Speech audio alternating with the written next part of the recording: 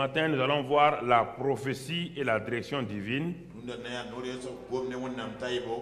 Et nous voulons expliquer cela clairement pour que les gens comprennent la différence entre la prophétie et le prophète.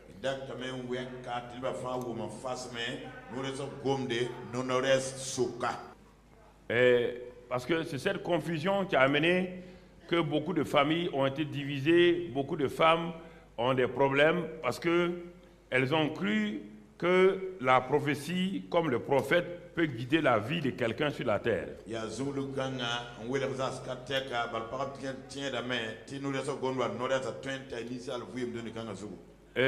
Je voudrais que nous comprenions quelque chose. Nous venons de Dieu. Dieu nous a donné simplement des familles sur la terre.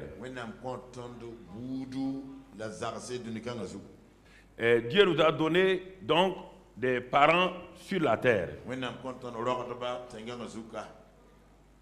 Mais ce ne sont pas les parents là qui décident de notre avenir, de notre destinée sur la terre. S'ils sont chrétiens un peu, ils peuvent nous aider. S'ils ne sont pas chrétiens là, vraiment, ça sera difficile qu'ils puissent nous aider. Je veux que vous compreniez ça clairement et que vous saisissez.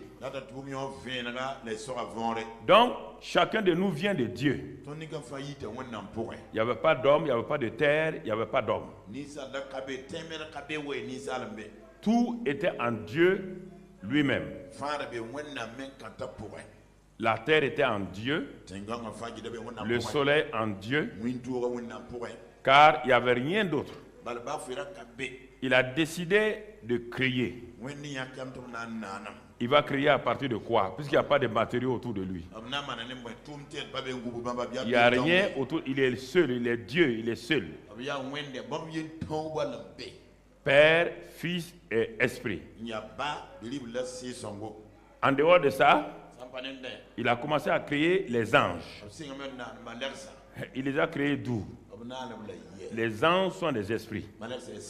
Et c'est Dieu seul qui est esprit. Donc Dieu a sorti les anges de lui-même. Il les a appelés anges. Et ensuite, il veut créer maintenant un jour les hommes. Il n'y a pas d'homme quelque part. Il a d'abord créé la terre. Et la terre est sortie d'où? Il n'y avait pas de briques quelque part. Il n'y avait pas d'arbre quelque part. Encore, il a sorti donc toute la terre, le monde entier, l'univers de lui-même. Alors, c'est pourquoi il dit que Dieu te connaissait avant l'éternité. C'est pourquoi David dit, avant qu'aucun de mes jours n'existât, Dieu les connaissait tous déjà. Avant même que je ne vienne sur la terre, Dieu connaissait le nombre de mes jours. Parce que c'est lui qui m'a créé. Et chaque fois qu'il a créé un homme, quand il a décidé de créer les hommes avant même qu'ils ne soient manifestés sur la terre par leurs parents,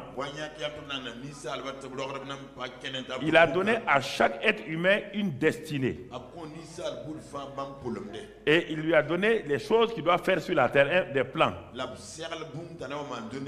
Et quand le Père donnait à chacun d'entre nous, tous les hommes sur la terre, il donnait les plans de notre vie. Le Fils était là, le Saint-Esprit était là. Les deux ont entendu clairement ce que le Père a décidé de faire. Écoutez-moi de façon très sérieuse. Maintenant, le temps est venu pour que Dieu crée la terre. Pour mettre l'homme qu'il a créé à son image. Dieu n'étant pas homme, et étant esprit, il a créé l'homme à quelle image?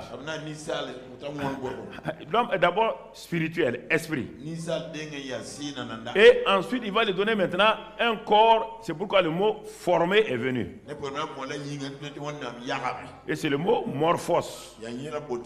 Il va lui donner une morphologie à cet être qu'il a créé et qui lui ressemble lui-même. Et c'est pourquoi il pouvait parler avec l'homme dans le jardin,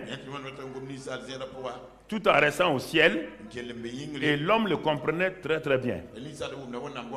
Mais Dieu, par sa préscience, a su, il a donné à l'homme une volonté personnelle. Et c'est ça que Dieu a laissé. Il s'est donné une faiblesse lui-même. Il a donné à l'homme une volonté personnelle. Parce que Dieu est celui seul qui a la volonté. S'il crée un être à sa ressemblance, il ne lui donne pas la volonté, cet homme-là n'est pas la ressemblance de Dieu. La volonté que Dieu donne à l'homme-là, l'homme peut l'utiliser indépendamment de Dieu. Donc l'homme doit prendre sa volonté, soumettre à celle de Dieu.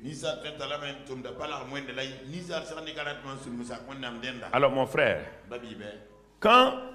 pour résumer, quand l'homme est tombé, Dieu a prévu, parce que Dieu dit là, il ne change pas en cours de route comme nous. Donc, malgré le fait que l'homme soit tombé, Dieu avait un plan toujours pour lui, il n'a pas changé de plan. Et comme le Saint-Esprit était là, et que le Fils était là, pour que Dieu puisse continuer son plan avec l'homme, que l'homme, Adam et Ève ont arrêté eux-mêmes, alors Dieu va envoyer son Fils pour réconcilier les hommes avec lui. Et c'est pourquoi on dit que Dieu était en Christ réconciliant le monde avec lui-même. 2 Corinthiens 5, 20. Il le réconcilie pour continuer son plan. Il ne va pas changer de plan. Parce que l'homme étant tombé ne comprend pas le plan de Dieu. Il est dans la confusion. Pour qu'il le comprenne, il faut qu'il devienne un être spirituel parfait. C'est ça qu'on va appeler la nouvelle naissance. Et quand la nouvelle naissance a été manifestée par le fait que Jésus-Christ est mort à la croix, qu'il a pris nos péchés et qu'il nous a réconciliés avec le Père, le Saint-Esprit est rentré donc tout de suite en scène. Et comme le Saint-Esprit était là quand le Père parlait de ta destinée, le Père a dit au Saint-Esprit, tu vois ces hommes qui sont là. Tu étais là quand je les avais créés en moi déjà dans les cieux. Quand ils vont être sur la terre, je les ai connus dans les cieux. Maintenant quand ils seront sur la terre, voilà ce que chacun doit faire. Alors Saint-Esprit, comme tu étais là, tu connais le plan que j'ai fait pour chacun d'entre eux. Tu vas aller maintenant. Ils ne peuvent pas le faire par eux-mêmes. Tu vas aller entrer en eux. Tu vas devenir leur conseiller intérieur. Par toi, tu connais le plan que moi j'ai prévu pour eux. Eux, ils ne le savent pas. Ils ne savent même pas à quelle femme ils doivent se marier. Ils ne savent pas à quelle femme et homme ils doivent se marier. Je ne parle pas des ingénieurs, quoi là. Dieu ne parle pas de ça. Ça ne regarde pas Dieu.